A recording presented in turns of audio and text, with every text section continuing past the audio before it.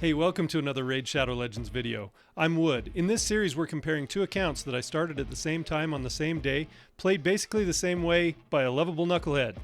That's me, or at least that's what I've been told. With one major difference.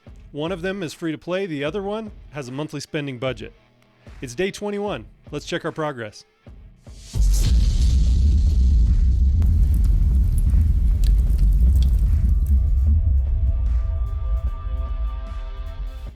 So before we get going here, I wanted to show you the crazy luck I had on mystery shards this morning while I was pulling shards just to have some food champions. Pulled a couple of 10 pulls of mystery shards, and you can see here that I got a gladiator, which is pretty good Knight's Revenant, pretty good for a rare, and then I got a raider who was in the rosin fusion. But having two rares come out of one mystery 10 pull, it's not unheard of, obviously, but it's kind of cool. And then in the next 10 pull, I also got an assassin. Assassin looks kind of cool. I mean, he actually looks really cool as a champion design. But he's a poisoner, and when he first came out, a lot of people were thinking maybe he'd be a good early game poisoner. Not much better than Monk, than the Outlaw Monk, and so he'll just be a food champion. I just wanted to share the little bit of luck that I had with the mystery shards. All right, thanks again for joining me. Yeah, I wanted to show the mystery shard luck, and I hope I mentioned it. I can't remember if I mentioned it or not, but I think I mentioned that was on the budget account, both of those 10 pulls.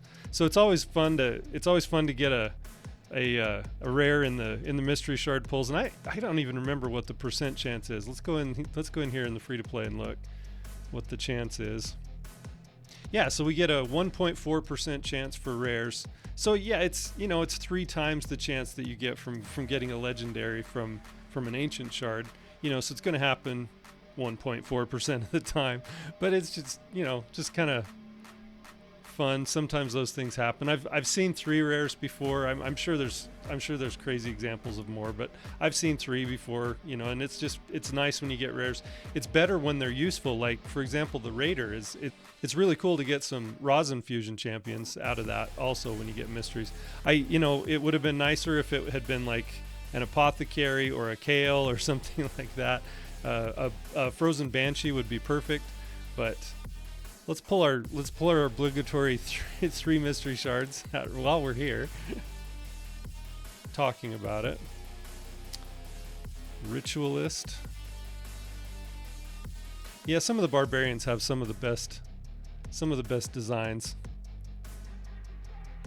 Got a Thrasher.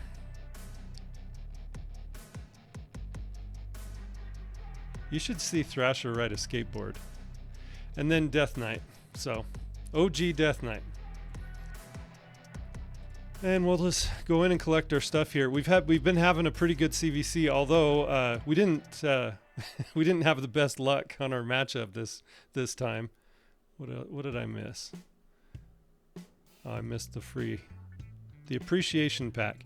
We didn't have the best matchup this time on the free to play and budget account. We're in the same clan, trying to keep things really consistent by having the same clan, and so, but yeah, you can see here we are getting waxed.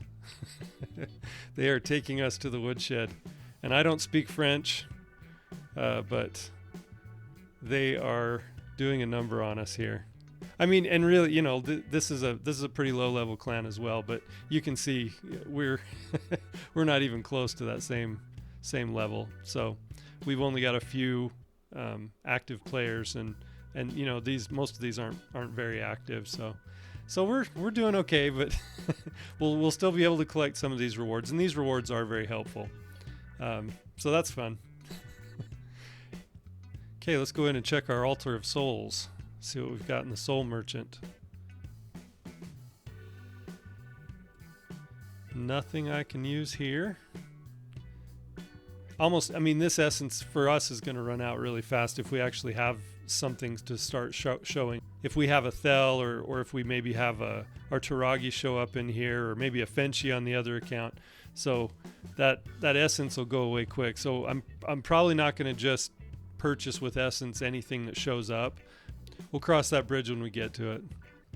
So with both of these accounts, we've just been farming on. I'm still waiting. Still waiting. If you saw the video yesterday, you knew I've been trying to get a Diabolist from 12-3, and I'm just, it is insane how many how many runs I have made on this 12-3 level. I've gotten a hound spawn, just one. Usually you get way more than that. I'm just having some really bad RNG here, really bad luck. Anyway, it's been really nice that Athel has been able to solo this 12-3 stage in campaign. She usually only dies when she gets 2 bombs from Lord Shazar's hit that places bombs. Because she's strong affinity matchup, most of the time that doesn't happen. Although I have seen her die to 1 bomb before. She takes that extra turn sometimes. And then it's okay. So see here, she got 1 bomb. And if she takes the extra turn, it's going to go off. Okay. Goes off. But then she gets her health back when she takes her turn and does damage. So the lifesteal gear saves her usually in that situation. I have seen her die in that situation before though as well. So it's not 100% run. I still would rather have a more reliable campaign farmer, but that's something for the future. And for right now, she's doing an adequate job, and it's just a lot more efficient to run 1 farmer and 3 food champions, obviously, than it is to run some kind of support for her to keep her alive. So that's been really nice. We've been a lot more efficient that way, and we keep making food. I still haven't gotten Taragi 6-starred on this account. See, we've got a 5-star there, and we're ready to make another 5-star. But yeah, the progress has been kind of slow actually on this one. Yeah, I'm ready to make some more 4-stars, and you can see I've got some food going. I don't think it's going to be too long. I think we did collect our 5-star chicken yesterday from, yeah, we do have 1 5-star chicken as well. So I only need to make 3 more. So that's good. We'll have Taragi. I'm sure by tomorrow we'll have Taragi 6-starred on this account as well. It's just the difference between having the raid card on the budget account here, as you can see, and then not having it. It's a pretty noticeable difference now, and I'm starting to. I mean, I knew it's 20. You know, it's 20%. I knew it was 20% more experience. I knew it was 20% more silver. It's just as you think about things like that, you start to try and imagine what that's going to look like over a longer period of time, and over the 3 weeks that we've been playing now. We're completing 3 weeks today, so it's been a lot more noticeable than I thought it would be. The duration of the raid card being 6 months, I'm excited to see kind of what that's going to look like and how many 6-stars we're going to be able to make compared to the free-to-play account. We could have some crazy luck as far as rewards on things and things like that, but for the most part, I think most of the luck kind of evens out over time, and so I think it's going to be interesting to say to restate that. I think it's going to be an interesting thing to watch. I'm not even interested in looking at that necklace or the amulet for the sticklers out there. It's called an amulet. I'm not even interested in looking at that amulet for some reason. I will though. I'll go look at it. Yeah, nothing we have in this.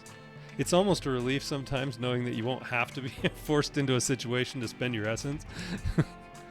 But we'll go look at this amulet that we got on the budget here. I'll go back and look at it on the free-to-play too. Hopefully it's Sacred Order, right? No. Got some rings for Sacred Order. It was a Lizard Man amulet. Defense. At least it has accuracy and resistance on it, and it's just a 3-star. Most of this gear that you get in the first few months of playing, it goes away really pretty quickly after you start farming more 5-star gear and better and better gear.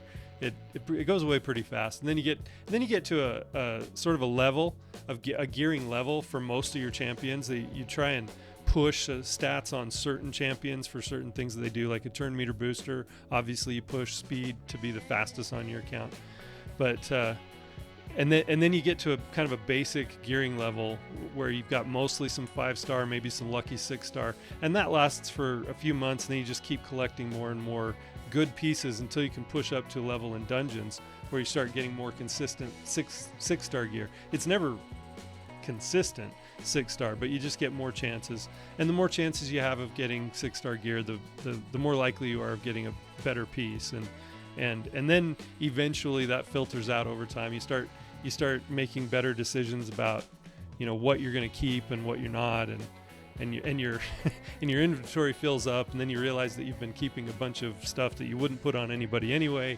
You do gear cleanses, and the standards that you have for gear cleansing just keep changing over time as you play the game, and so it's a lot easier to play these early game accounts when you already kind of have an understanding of that. It's really difficult when you look at a piece of gear and you just don't know, you know, is this useful? Should I keep this? Should I not? Is it? And you can listen to people tell you, but everybody who's playing this game has their kind of their own standard of what's a good piece and what's not.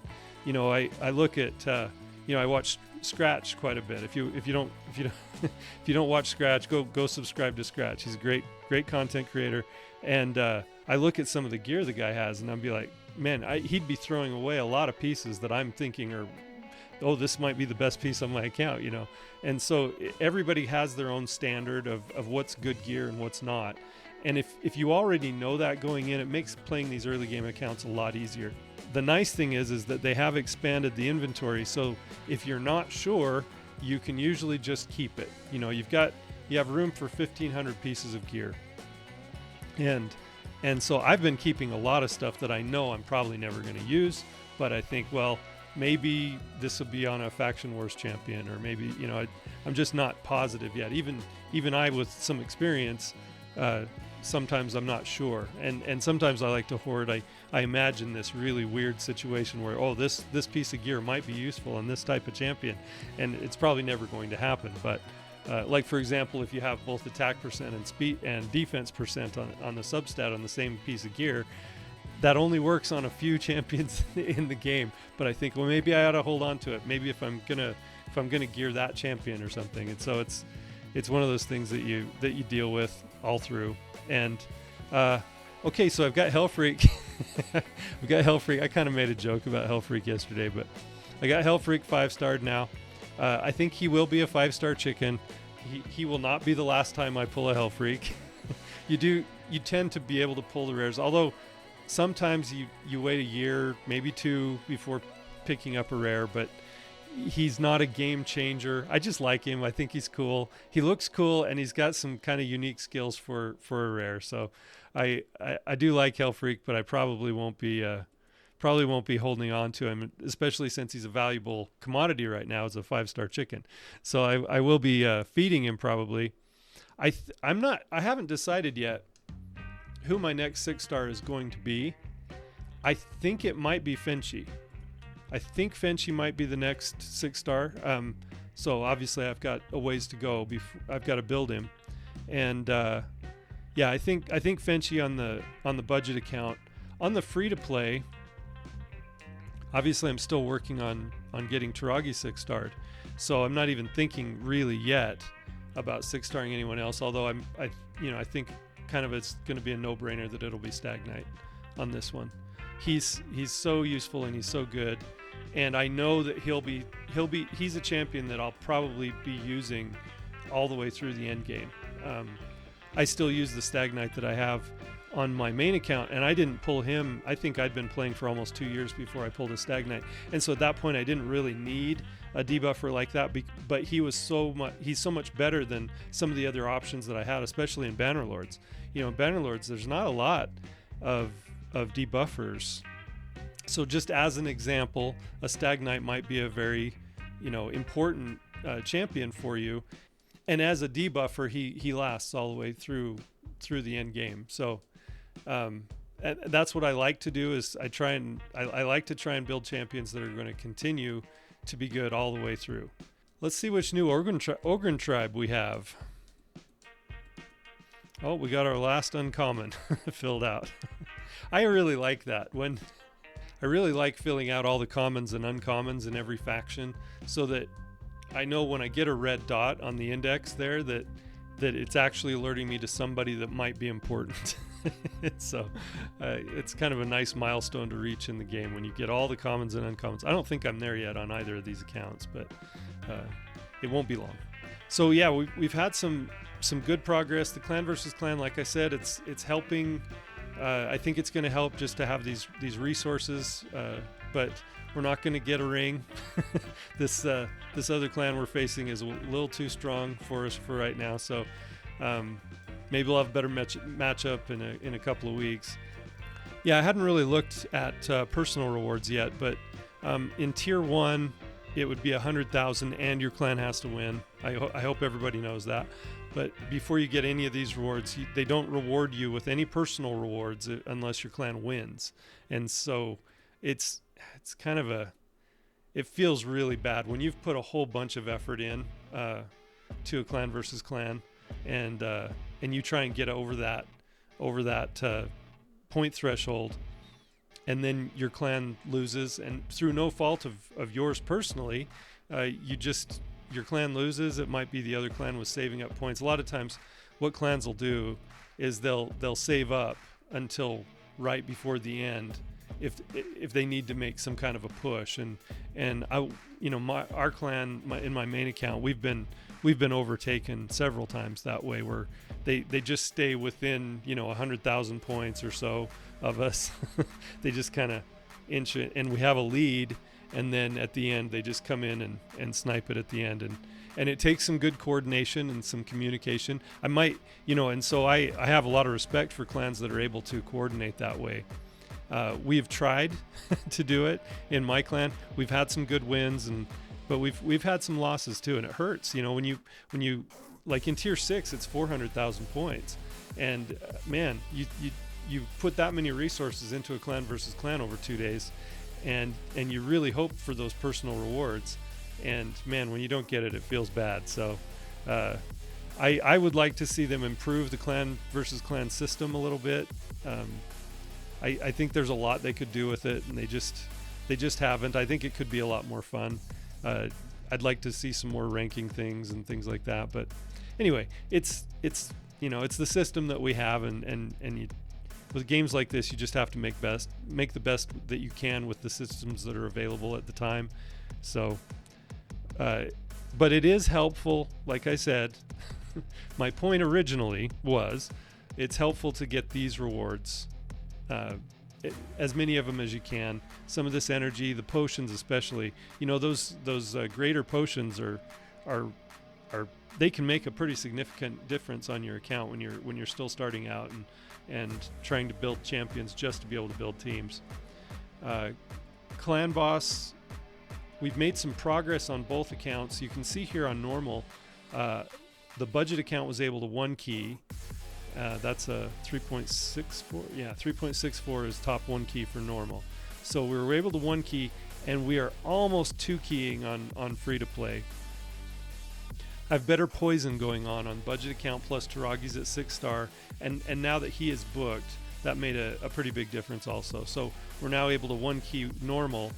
So that's something to think about as well, on how to spend your keys on clan boss to maximize the number of chests you're going to get. The other thing that we're going to have to do pretty soon, I'm not ready to do it yet, but pretty soon we're going to have to start thinking about moving into another clan that's putting down the clan boss at least on hard difficulty, and then hopefully Nightmare. We'll be able to move into hard and Nightmare pretty soon. I know it seems like a stretch right now to be thinking about Nightmare when I can't even do 1 key on hard yet, but things happen pretty fast once you have champions with War Master and get more protection, start getting better gear. It's gonna change pretty quickly. So you want to plan ahead. But yeah, we're not ready yet, like I said, but we're gonna want to move into a bigger clan soon, I think. Let's go in and do a little arena. If you didn't know, and it's not something that everybody just thinks of automatically, but tag team arena is really good points for clan versus clan tournament. And really early game like this, it's hard to build teams that can that can win. So on this one, this is one of those situations where I would do a team that I believe has a chance to win 2 out of 3. So I would take their best team and put my worst champions against that team, and then try and win the other 2. I know that's a really simple elementary thing, but it's a I think it's a mindset for doing tag team that you don't have to win all 3 of them all the time to get points and to also get some rewards. It's not as good as winning all 3, obviously, but yeah, sometimes you take what you can get. If she had okay, so in this fight, if she had her increase attack, I just let her AI take over on that one, and I should have done a team setup, because if she had done her increase attack on that one, it would have leveled all of them first shot, and that's what we should be trying to do, just for efficiency of time. Is that Scion? They've got a Scion on their team. He's a daily login reward. I fed mine. He does block buffs, which is, it's a skill. Can be valuable depending on where you use it. So on that one, you'll see, like I won the 2 out of the 3. So I got the 22 points for winning, but I only lost 9 for the loss. So I'm in that where right now where I'm losing 9, but I'm gaining 11 on these 2 wins, and so that one was a really good risk to take. This one would not be, however. That one's got 8s, so I would only get an 8 for a win, but I would lose 9 for a loss, and I'm not actually sure at this point.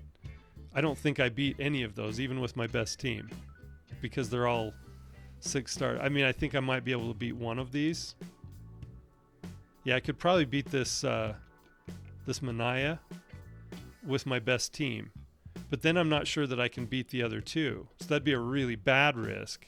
So if you want an example of how to select your tag arena fights, even though these are single man, they're way stronger than what I have. On this account, I've only got 1 level 60, and she's weak affinity to this Manaya anyway. But I think I could beat that, because Manaya, she can hit hard, but from the points this one has, I doubt she hits that hard.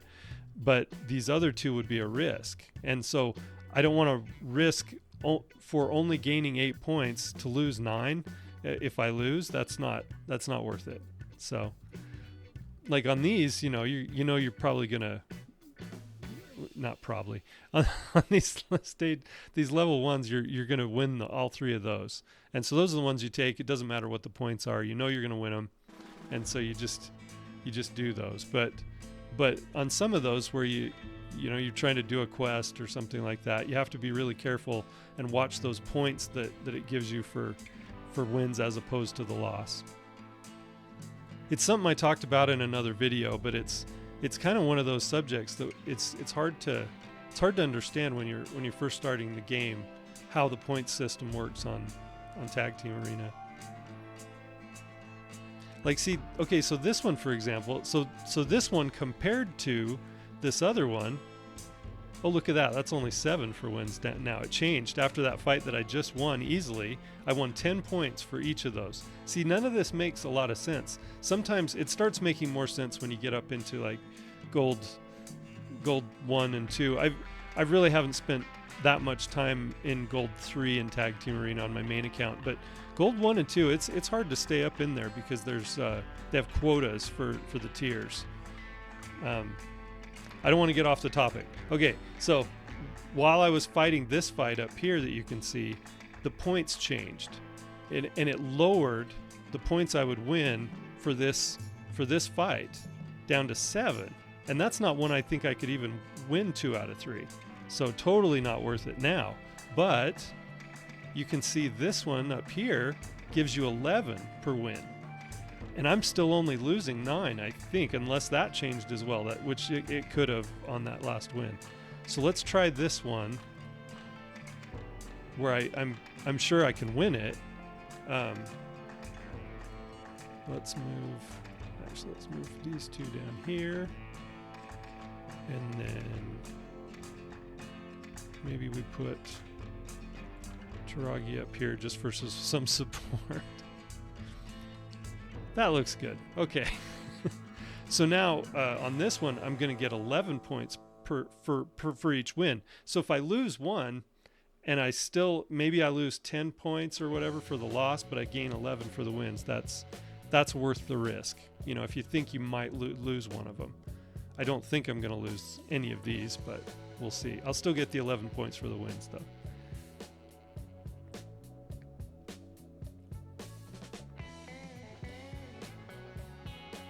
That's interesting. Ethel's AI is kind of funny. On single targets, I always assume that she's going to use her A1 for an attack, but in that situation, she used her AoE. So, yeah, I don't know. Yeah, you can see I got the 11 points for each win on that one, which made it well worth the risk. So, for example, this one would only give me 10 points for each win, and this is a fight I know I would lose.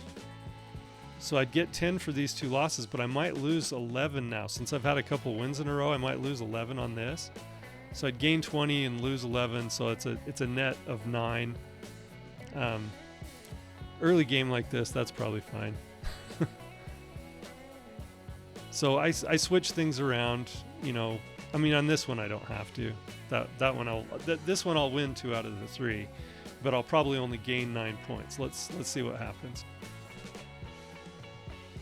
Oh, my Padma was still faster than any of their champions, which is weird. I don't have her that fast. Really strange. But yeah, that's one. I could have put my best team on that one, and they were tanky enough. They would have beat me anyway. So yeah, so I gained 10 on each win. Oh, and I lost 10. So you can see that changed also as I get some more wins. Now I'm losing 10 for a loss. So, you know, it's a net of 10, which is nice. I find that to be kind of the acceptable level, is if you net 10, then you're probably okay. On this one, I'm only gaining 7 per victory. So the gold bars are important too, though. So that's the other thing. Don't forget about your gold bars. You got to build up those gold bars so you can buy your Drexlar fragments. But yeah, this one, it kind of doesn't matter what I do. So I'll just leave things as they are. And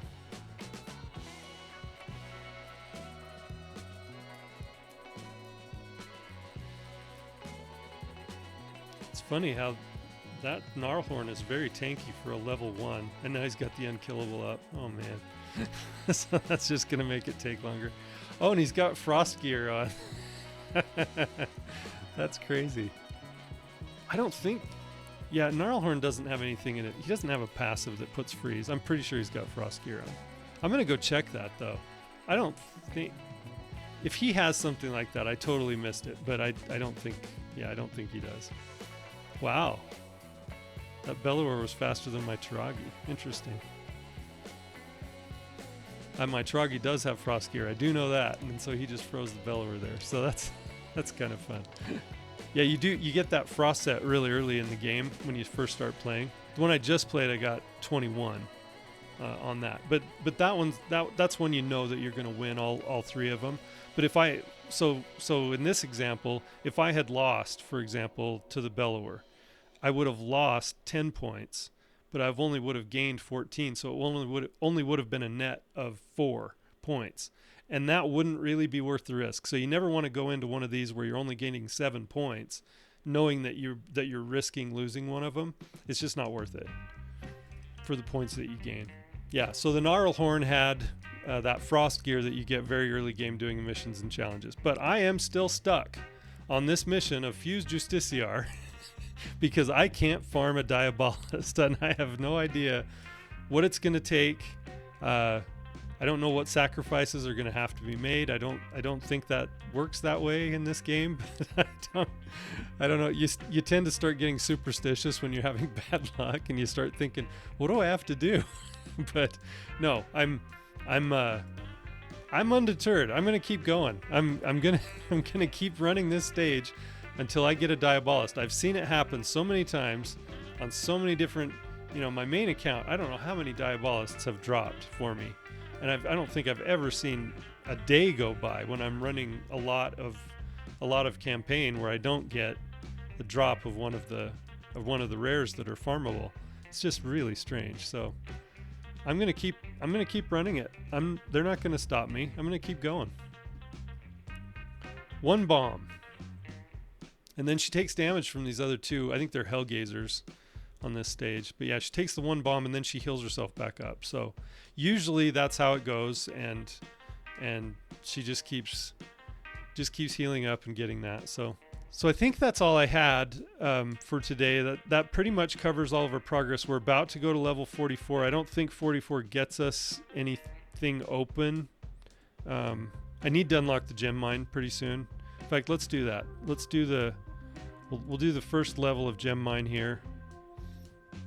Next level is 500 again, and I don't want to use all of my gems, but yeah, that opens the gem mine on the budget account. I have 2 champions on the budget that now have full masteries, and now the first level of gem mine is open, and so it'll only be another 1,000 gems to complete the gem mine, and then we're still going in and doing fragments for Drexthar on both accounts. I don't have very many yet. It's been the gold bars saving up to gold, and see, I let some time go by off the clock here. I have purchased, I don't know, it sounds like I'm spending money, but this is just game currency. But the gold bars to get these 2, I'm not ready to fuse Broadmaw yet, so it's not that big of a deal. I'm not too worried about these, but I do want to get the Drexthar because it's such a long process. You know, it's more than 3 months to be able to. In fact, I think it's probably going to take about 4 months to complete Drexthar, just because some days you're not going to have as many wins on tag team, and you're not going to get as many gold bars, and so I might miss a few days, and then the cooldown happens, and you know, you're not always right on it at the time that the cooldown happens. So it's probably going to take about 4 months to get the Drexthar, but he is worth it. He's well worth the time. And you can see I let my coins for Classic Arena build up. So we've got to come in here and do a fight.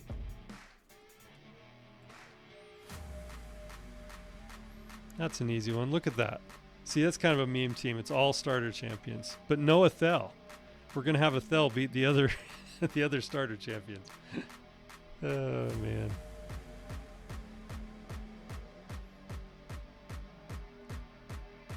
Yeah, so she didn't. Again, I don't have the.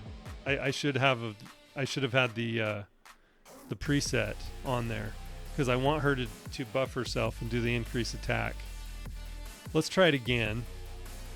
Let's try this one, but I'm gonna do the team setup this time, the way it's set up,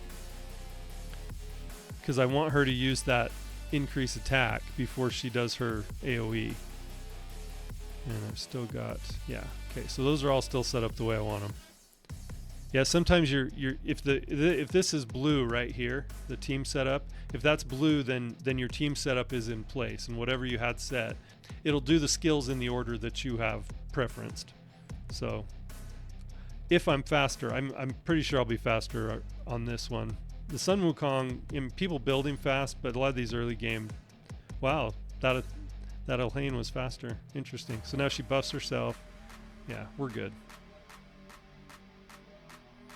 Yeah, so a little laggy. Wow, funny. I am playing on blue stacks on both of these accounts, and so I do notice some kind of little issues once in a while. Just to have the 2 instances open at the same time, and it just became easier for me to doing this test. I found that blue stacks was probably the way to go. One more Classic Arena fight, and then I think we'll get out of here. But yeah, decreased defense. The War Maiden decreased defense is just so consistent. It's nice. And then that Kale just happened to be, he's their most tanky, obviously. But I think that's going to do it for me today. If you have any questions about both of these accounts, about the experiment that I'm conducting here, or, if you have any advice or criticisms about the way I'm playing both accounts, if you think that it would be more effective to do something over what I'm doing, I'd love to hear about it. I'd love to hear your thoughts. As I said before, after only almost 3 weeks into this experiment, I'm seeing kind of more of a difference than I thought I would. You know what the numbers are, but experiencing it for yourself is always different. And I knew we would have some RNG differences. You're seeing power level about the same in both accounts, and I think that's because of RNG. You know, I've been able to pull some better champions on the free-to-play than I have on the budget account. But I think all those types of things, you know, shard pulls and things like gear rolls and things like that, I think are all going to kind of even out over the year that I'm committed to doing this. But I've got a pretty good handle on, you know, and I'm trying to be fair as far as my view of it. I'm not trying to push one account over the other. In fact, I'm trying to go out of my way to sort of do the same stuff every day on both accounts so that it continues to be fair. So I appreciate you checking in on the series to see how things are going, and you know, keep checking back, and if you don't mind giving me a subscribe or a like, or, you know, push the notification bell or something like that to just maybe if you want to keep up with the experiment and check in once in a while to see how it's going. I think that would be it would be helpful, and I think it's going to be a lot of fun. I've been Wood, and I appreciate you.